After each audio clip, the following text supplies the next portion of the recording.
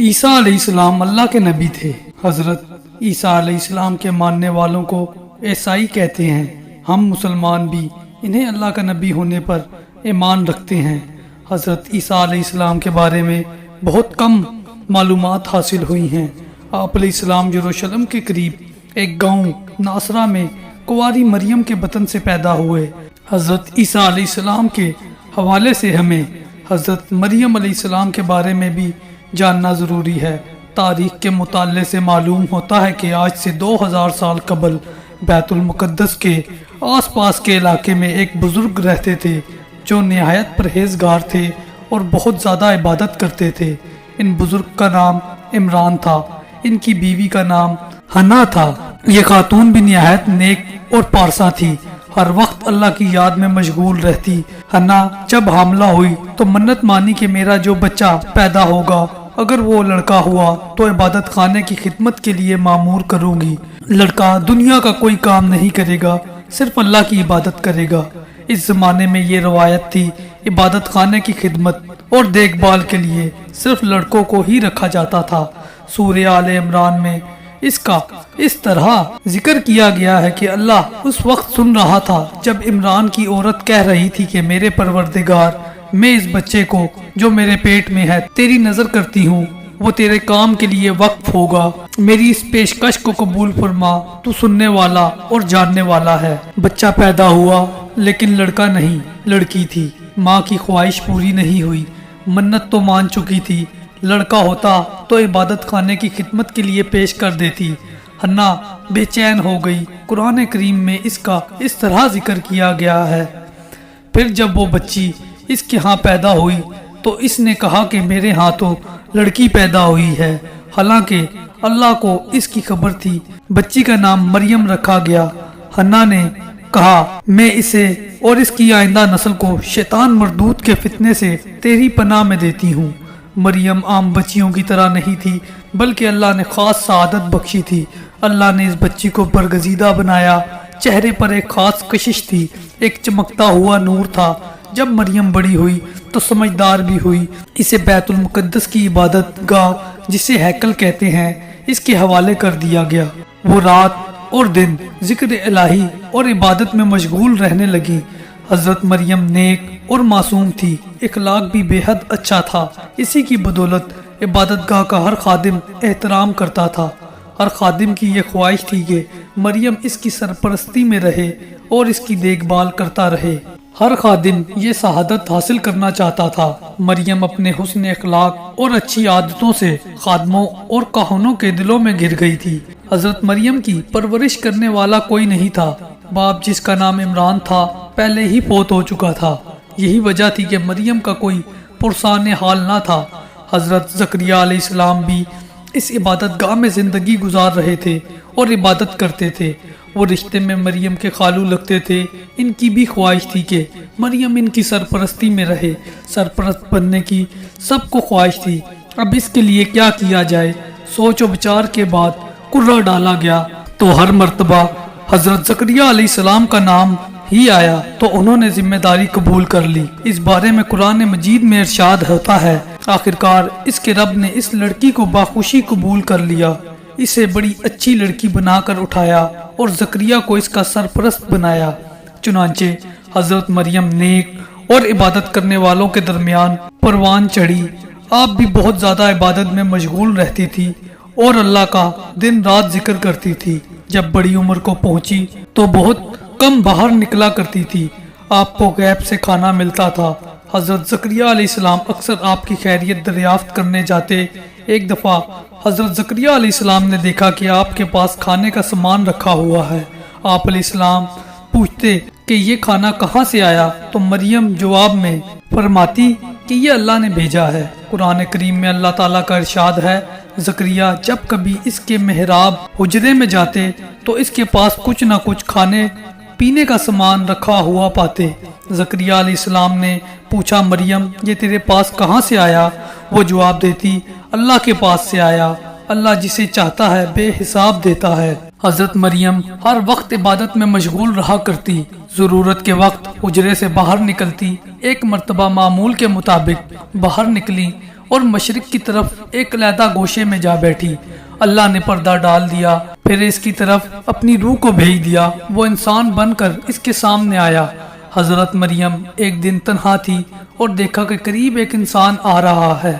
اس سے مریم نے کہا، میں تجھ سے رحمان کی پناہ مانگتی ہوں اگر تو پرہیزگار ہے۔ اس نے کہا کہ تیرے رب کی طرف سے بھیجا گیا ایک فرشتہ ہوں تاکہ تجھے ایک پاکیزہ لڑکے کی خوشخبری سناؤ۔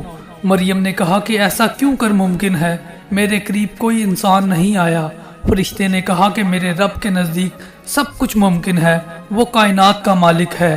کچھ عرصے بعد حضرت عیسیٰ علیہ السلام کے پیدا ہونے کے دن قریب آ گئے تو حضرت مریم خوفزدہ ہو گئی اور خیال کیا کہ کہیں ایسا نہ ہو کہ میں بدنام ہو جاؤں اور لوگ مجھ پر شک کریں۔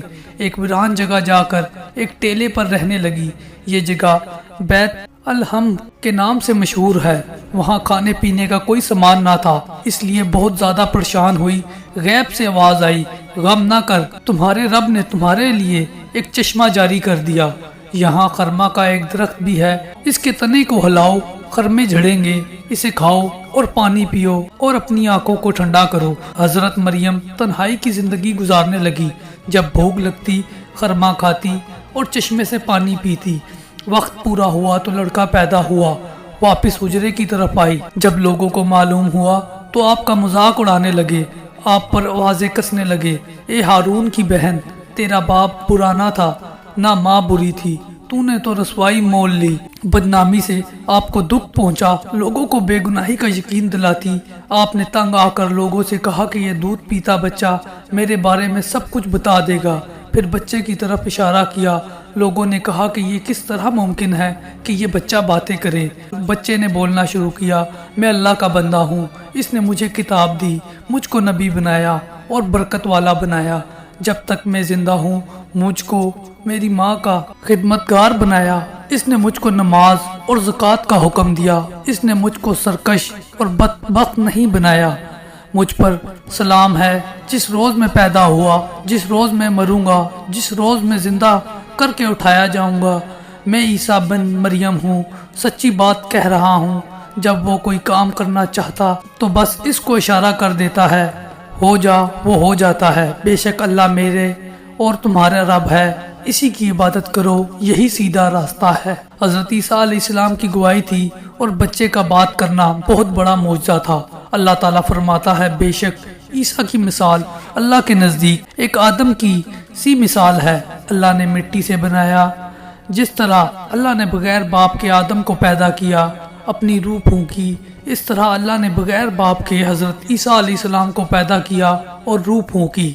حضرت عیسیٰ علیہ السلام بڑی عمر کو پہنچے تو لوگوں کو نیکی کی دعوت دینے لگے۔ آپ طاغوتی قوتوں کے خلاف تھے، پیار و محبت کا درس دیتے تھے، بھوکوں کو کھانا کھلانے کی ترغیب دیتے، مصیبت زدہ لوگوں کے کام آتے، کمزوروں کا ساتھ دیتے، بیماروں کو شفا بخشتے، اندھوں کو بینائی عطا کرتے، وہ دیکھنے کے قابل ہو جاتے، کوڑ کا مرض اچھا کرتے، بیماروں کے قریب رہتے۔ آپ نے فرمایا، میں اندھوں اور کوڑوں کے مریضوں کو شفا بخشتا ہوں۔ اللہ کے حکم سے مردے کو زندہ کرتے، بیماروں کی عیادت کرتے۔ آپ علیہ السلام اپنے حواریوں سے کہتے کہ اپنے پڑوسی کا خیال رکھو، اگر وہ بیمار ہو تو تیمارداری کرو، اگر کوئی بھوکا ہو تو کھانا کھلاؤ، پیاسا ہو تو پانی پلاؤ، کسی کو اذیت نہ پہنچاؤ، گناہوں سے بچو، اللہ سے معافی طلب کرو۔ ایک مرتبہ آپ علیہ السلام کے پاس ایک شخص آیا اور کہا کہ مجھے کوئی ایسا طریقہ بتاؤ جس پر چل کر میں خدا تک پہنچ جاؤں۔ آپ علیہ السلام نے جواب دیا، کسی فاقہ زدہ انسان کے گھر جاؤ، اس کے لیے کھانے کا بندوبست کرو، کسی مریض کے پاس جاؤ، اگر اس کے پاس کوئی نہ ہو اس کی تیمارداری کرو، اور اگر ہو سکے تو اس کا علاج بھی کرو۔ اگر تم ان باتوں پر عمل کرنے لگ جاؤ تو پھر تم خدا سے دور نہیں، تم اسے اپنے پاس موجود پاؤ گے۔ تم جو کچھ طلب کرنا چاہو خاموشی سے طلب کرو، وہ تمہیں ضرور دے گا، یہی اس کی مرضی ہے۔ جب تک تم اس کی مرضی پوری نہ کرو تم خدا تک نہیں پہنچ سکتے۔ ایک مرتبہ ایک نوجوان آپ علیہ السلام کے پاس آیا اور پوچھنے لگا کہ میں کون سا نیک کام کروں کہ ہمیشہ کی زندگی پاؤں۔ آپ علیہ السلام نے اسے جواب دیا، تو نیکی کے بارے میں مجھ سے کیوں پوچھتا ہے؟ نیک تو صرف ایک ہی ہے، تو ان احکام کو مان۔ نوجوان نے پوچھا، کون سے احکام؟ آپ علیہ السلام نے جواب دیا، خون نہ کر، برائی نہ کر، چوری نہ کر، جھوٹی گواہی نہ دے، ماں باپ کی عزت کر اور اپنے پڑوسی سے اپنے برابر محبت کر۔ اس نوجوان نے جواب دیا، ان سب باتوں پر تو میں عمل کرتا ہوں، پھر کیا رہ جاتا ہے؟ پھر آپ علیہ السلام نے فرمایا، اگر تو چاہتا ہے کہ تیری زندگی کامل بن جائے تو جا اپنا سب کچھ بیچ کر غریبوں کو دے دے، تو آسمان پر تجھے خزانہ ملے گا۔ آپ علیہ السلام کے مزاج میں نرمی تھی۔ آپ علیہ السلام اپنے دشمنوں کو بھی معاف کرتے اور ہدایت کرتے کہ اگر کوئی تمہارا ایک گال پر تھپڑ مارے تو دوسرا گال بھی پیش کر دو۔ اس بات سے معلوم ہوتا ہے کہ آپ علیہ السلام کے اندر عاجزی اور نرمی کوٹ کوٹ کر بھری تھی۔ آپ علیہ السلام جرم کرنے والوں کو بھی معاف کر دیتے تھے۔ ایک مرتبہ آپ علیہ السلام کے سامنے ایک گناہ گار عورت کو لایا گیا۔ آپ علیہ السلام نے سزا تجویز کی کہ اس عورت کو سنسار کیا جائے۔ سنسار کا مطلب یہ ہے کہ پتھر برسائے جائیں۔ چنانچہ اس حکم پر آپ علیہ السلام کے ساتھ ہر وقت رہنے والوں نے مارنے کے لیے اپنے اپنے ہاتھ میں پتھر اٹھا لیے۔ آپ علیہ السلام نے سب کو روک دیا اور کہا کہ سب سے پہلا پتھر وہ شخص مارے جس نے کبھی گناہ نہ کیا ہو۔ سب کے ہاتھوں سے پتھر گر پڑے اور سر جھک گئے اور کہا کہ سب گناہ گار ہیں۔ اس پر حضرت عیسیٰ علیہ السلام نے فرمایا، گناہ گاروں کو پتھر مارنے کا کوئی حق نہیں، اور عورت سے کہا کہ چلی جاؤ۔ ایک مرتبہ آپ علیہ السلام کے پاس آپ کے ماننے والوں میں سے کچھ لوگ آئے۔ ان کے پاس کھانے کے لیے کچھ نہیں تھا۔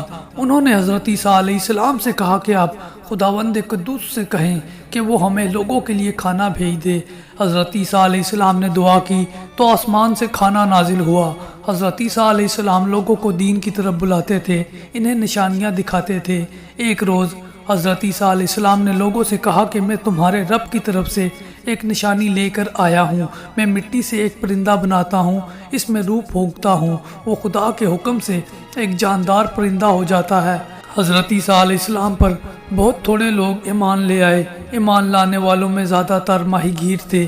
انجیل یوحنا میں لکھا ہے، وہ اپنے گھر آیا لیکن انہوں نے اسے قبول نہ کیا۔ اس زمانے میں بیت المقدس میں رومی حکومت کرتے تھے، بادشاہ لوگوں پر ظلم کرتے تھے۔ حضرت عیسیٰ علیہ السلام ظلم و ستم کے خلاف تھے، اس لیے بادشاہ پر اعتراض کرتے تھے۔ رومی یہ سمجھتے تھے کہ حضرت عیسیٰ علیہ السلام لوگوں کو حکومت کے خلاف بغاوت پر آمادہ کر رہے ہیں۔ اس پر یہ کہ یہودیوں نے بھی بادشاہ سے حضرت عیسیٰ علیہ السلام کے خلاف شکایت کی۔ بادشاہ نے گرفتاری کا حکم دیا اور سزا تجویز کی، لیکن اللہ نے اپنی طرف اٹھا لیا۔ حضرت عیسیٰ علیہ السلام کے ماننے والوں کی تعداد کروڑوں میں ہے۔